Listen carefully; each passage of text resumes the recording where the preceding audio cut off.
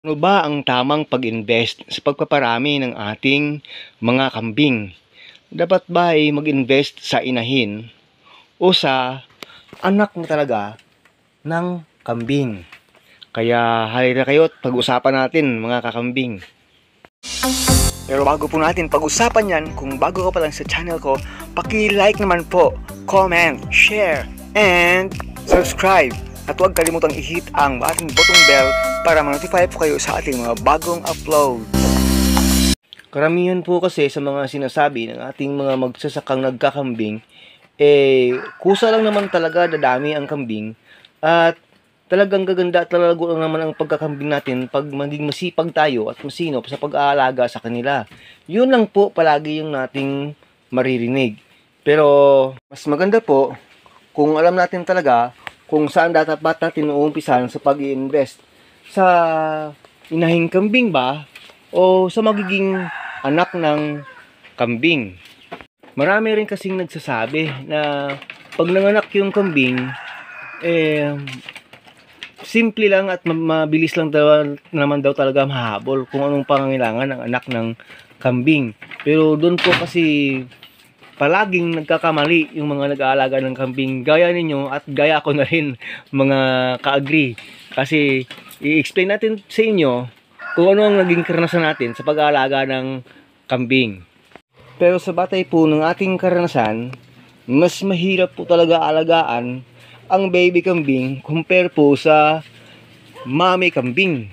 So, napagtanto po natin na gawing content itong question na ito ngayong araw sa ating pag-share sa inyo para po at least man lang malaman na rin ninyo yung nagiging karanasan natin sa pag-aalaga ng ating mga kambing. Sabi nila, madali lang daw alagaan ang anak ng kambing. Kaya kahit hindi masyado mag-invest sa ina or sa inahin natin, ay okay lang. Pero gusto kong sabihin sa inyo na isa pong malaking pagkakamali po yung ganong desisyon kasi po ginawa na rin po natin yung mga bagay na yan mga kakambing.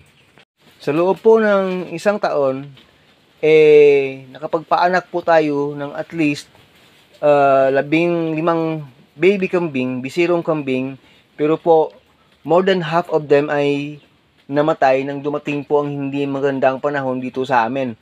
At nakita po natin napakalaki po talaga ng diferensya na yung ibang kambing namin ay matataba masyado at maganda yung kalusugan compare po sa tamang-tama lang yung kalusugan ng isang inahing kambing.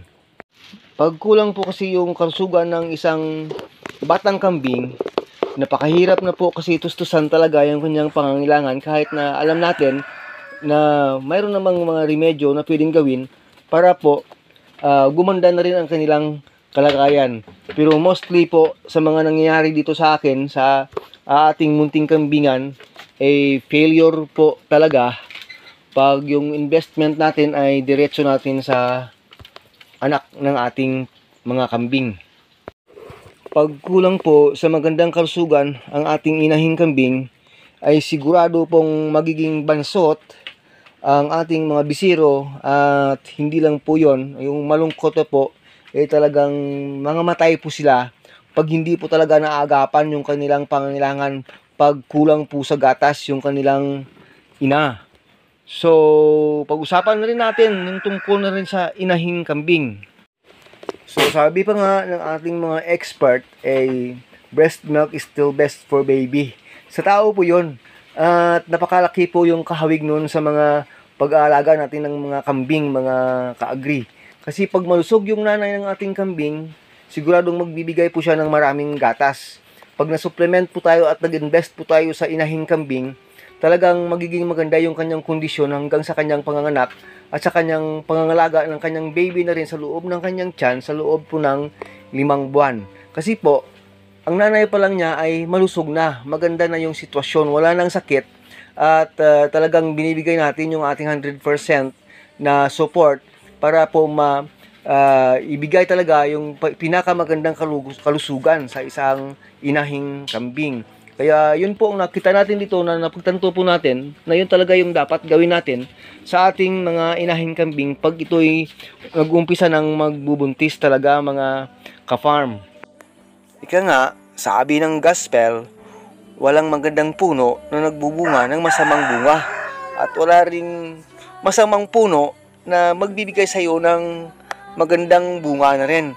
So, gaya na rin po sa pag-aalaga ng kambing. Pag maganda yung nagiging investment po natin sa inahin, malamang sa malamang maganda na rin po yung magiging baby. Pero pag kulang po tayo ng investment sa inahing kambing, huwag po tayong umasa na talagang gaganda po talaga yung magiging anak ng ating inahing kambing.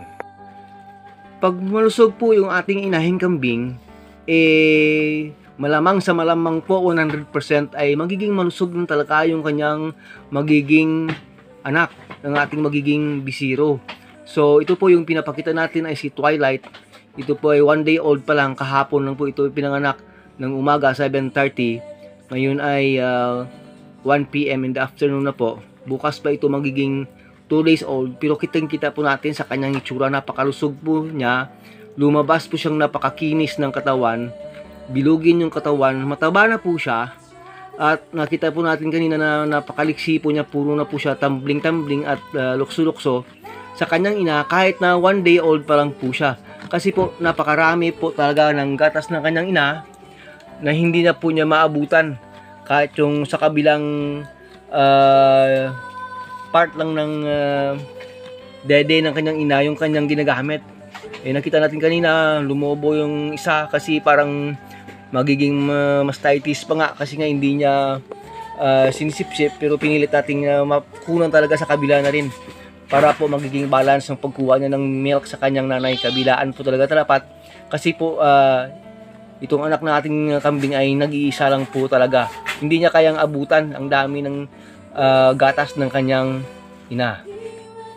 Pag ina po ang gatas ng ating kambing, masasabi po natin na bihira po talagang nagkakasakit yung kanyang anak.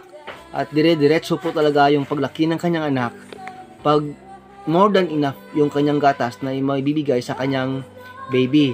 Lalong-lalo na po kung nakapag colostrum siya, the first day po siyang ipinanganak, makikita po natin na kahit hindi na tayo magbibigay pa ng iba't ibang supplement, pag marami lang talaga sa gatas yung ating inahing kambing, lalaki na malusog talaga po ang ating baby kambing.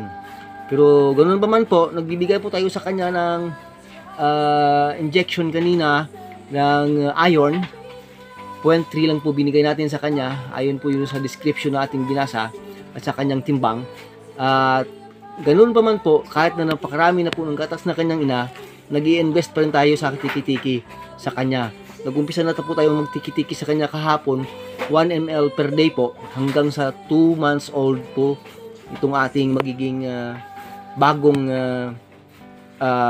part ng family ng ating kambingan dito na si Twilight. Siya po ay babae. Napagtanto na rin po natin base sa ating experience mga kakambing na mas mainam na mag-invest po sa inahing kambing kaysa doon diretso sa anak ng kambing pag nanganak na. Kasi pag hindi natin maagapan at maabutan yung pangangailangan ng kanyang baby kambing, talagang mapunta po sa walang kabuluhan at pwedeng mamamatay talaga yung baby kambing pagdating ng mga oras na salat siya, kulang siya sa kapangangailangan ng kanyang kalusugan talaga. Kaya nga naman po, base sa ating experience, napakalaking diferensya po talaga na pag nagbubuntis na po yung ating inahing kambing, bibigay talaga yung full support sa kanyang kalusugan para pag anak niya po, yung mga baby kambing po natin ay walang halos magiging problema sa kanilang paglaki.